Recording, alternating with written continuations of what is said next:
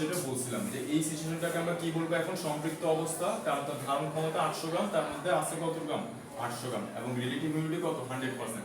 তো এই তাপমাত্রাটাকে বলা হয় ডিউ পয়েন্ট টেম্পারেচার বা শিশিরাঙ্কের তাপমাত্রা। কেন এটাকে শিশিরাঙ্কের তাপমাত্রা বলছি দেখো, এইটাকেই বলবো হচ্ছে আমরা শিশিরাঙ্কের তাপমাত্রা।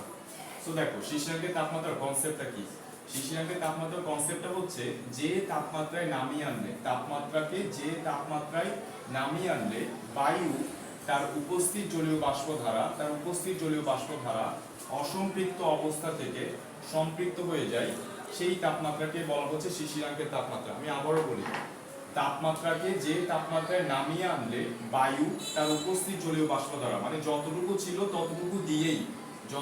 ছিল তার মধ্যে ততটুকু দিয়েই অসম্পৃক্ত থেকে সম্পৃক্ত হয়ে যাবে, ওই তাপমাত্রাকে বলা হচ্ছে শিশিরাঙ্কের তাপমাত্রা। যে তাপমাত্রায় নামিয়ে আনলে বায়ু তার উপস্থিত জলীয় বাষ্প ধারায় অসম্পৃক্ত অবস্থা থেকে সম্পৃক্ত হয়ে যায়, তাকে কি বলা হয় শিশিরাঙ্কের তাপমাত্রা। তো আমি সংখ্যাটা একটু এখানে লিখে দেই যে যে তাপমাত্রায় নামিয়ে আনলে, যে তাপমাত্রায় আনলে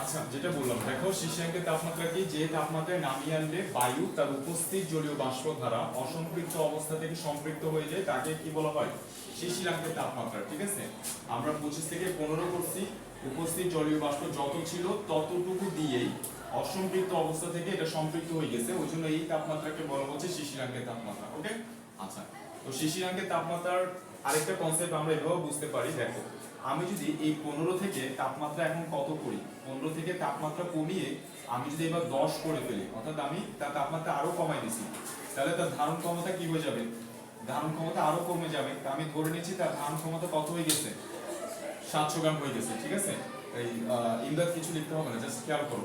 তাহলে বলছি তাপমাত্রা 15 থেকে কত করে দিছি 10 করে ফেলছি, তাহলে তার ধারণ ক্ষমতা কি হয়ে যাবে আরো কমে যাবে। তাহলে তার ধারণ ক্ষমতা হয়ে গেছে আমি কত ধরে নিচ্ছি 700 গ্রাম।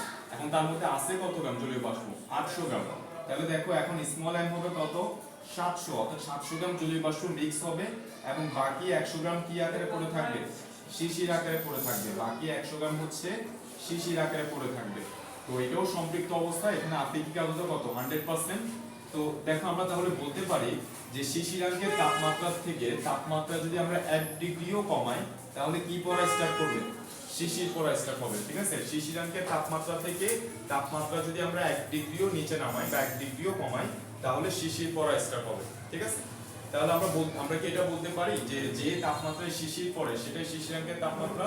আনসার হচ্ছে না, সেটা আমরা বলতে পারবো না। কি বলতে বোঝা গেছে, সেটা আমরা বলতে পারবো না। তার কারণ হচ্ছে দেখো এখানে আমরা আগের যে দুটো চিত্র আঁকছিলাম একটু মনে করে দেখো, আগের দুটো চিত্র কি ছিল, আগের দুটো চিত্রে যে মাঝখানে যে দুটো চিত্র ছিল সেগুলো যদি আমি একটু ছোট করে দেখাই, যে তাপমাত্রা ছিল হচ্ছে কত 25 ডিগ্রি সেলসিয়াস এবং তার মধ্যে তার ধারণ ক্ষমতা কত ছিল 1000 গ্রাম ছিল, এবং সেখানে আমরা মিশিয়েছিলাম কতটুকু, সেখানে আমরা মিশিয়েছিলাম হচ্ছে 1200 গ্রাম। 1200 গ্রাম মিশিয়েছিলাম না, 1200 গ্রামের মধ্যে এম কত, এম হচ্ছে 1000 গ্রাম এবং বাকি 200 গ্রাম হচ্ছে কি আকারে পড়েছিল শিশির আকারে পড়েছিল, তাই তো?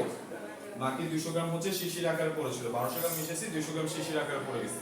তো এই তাপমাত্রা কি আমরা শিশিরাঙ্কের তাপমাত্রা বলতে পারবো? আনসার হচ্ছে না, এই তাপমাত্রাকে আমরা শিশিরাঙ্কের তাপমাত্রা বলতে পারবো না। তারপরে দেখো এর পরে যে সিচুয়েশনটা আমরা দেখাইছিলাম এখানে, যে তাপমাত্রা 25 থেকে কত করছি আমরা 35 করছি। তো 35 করার কারণে তার ধারণ ক্ষমতা বেড়ে কত হয়ে গেছিল 1200 গ্রাম হয়ে গেছিল, এবং তার মধ্যে ছিল কত গ্রাম 1200 গ্রাম, মানে স্মল এম হচ্ছে কত 1200 গ্রাম। তাহলে এটা হচ্ছে কি অবস্থা, এটা হচ্ছে সম্পৃক্ত অবস্থা। এটা কেমন অবস্থা সম্পৃক্ত, এটাও কেমন অবস্থা সম্পৃক্ত। তাহলে দেখো এই 35 থেকে তাপমাত্রা আমি যদি 25 করে ফেলি, অর্থাৎ আমি যদি এখান থেকে এদিকে আসি, আমি যদি এই বক্স থেকে এই বক্সে আসি, মানে আমি তাপমাত্রা যদি 35 থেকে 25 করি, আমরা দেখতেছি এখানে কি করতেছে শিশির করতেছে। তাহলে এই তাপমাত্রাকে আমি শিশিরাঙ্কের তাপমাত্রা বলতে পারবো? আনসার হচ্ছে না। কেন পারবো না? কারণ শিশিরাঙ্কের কনসেপ্ট হচ্ছে অসম্পৃক্ত অবস্থা থেকে, শিশিরাঙ্কের কনসেপ্ট হচ্ছে দেখো এই যে উপস্থিত জলীয় বাষ্প দ্বারা অসম্পৃক্ত অবস্থা থেকে সম্পৃক্ত হইতে হবে। ঠিক আছে, অসম্পৃক্ত অবস্থা থেকে সম্পৃক্ত হইতে হবে। যদি সম্পৃক্ত অবস্থা থেকে সম্পৃক্ত অবস্থায় আসে তাহলে সেই তাপমাত্রাকে আমরা শিশিরাঙ্কের তাপমাত্রা বলবো না। ক্লিয়ার? তাহলে এখানেও আমরা তাপমাত্রা 35 থেকে 25 করার কারণে এখানে শিশির পড়তেছে। তো শিশির পড়তেছে মানে কিন্তু এই তাপমাত্রা শিশিরাঙ্কের তাপমাত্রা না, কারণ এটা আসছে কোথা থেকে? সম্পৃক্ত অবস্থা থেকে আসছে, বুঝছি কিনা? তাহলে শিশিরাঙ্কের তাপমাত্রা হওয়ার জন্য অবশ্যই কি হইতে হবে? অসম্পৃক্ত থেকে সম্পৃক্ত অবস্থায় আসতে হবে, তাহলে সেটাকে আমরা কি বলবো? শিশিরাঙ্কের তাপমাত্রা বলতে পারবো। সাজ্জাদ বুঝছি কিনা এটা? ইমদাদ বুঝছি কিনা এটা? আচ্ছা বুঝলে হচ্ছে তাহলে আমি মুছে দিচ্ছি, ক্লিয়ার না?